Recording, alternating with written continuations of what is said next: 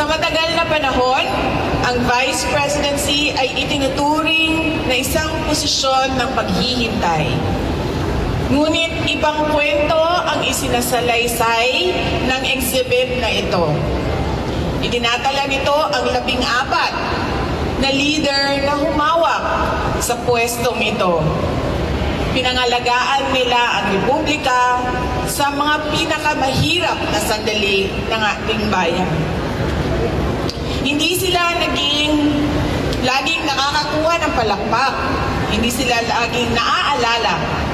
Ngunit sa panahong kinakailangan ng bansa ang katatagan, nandoon ang ating mga vice presidents. Isa sa mga halimbawa, dito si Vice President Salvador Doy Laurel.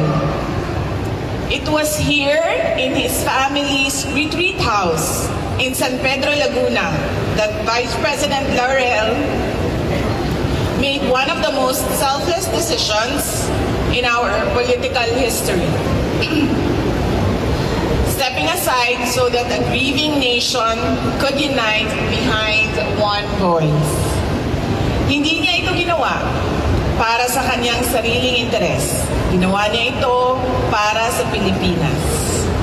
Ngayon, ang Salvador H. Laurel Museum and Library ay nakatayo sa parehong burol.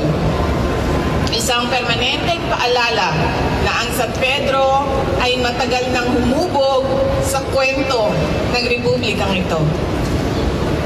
This is the real story of the Vice Presidency.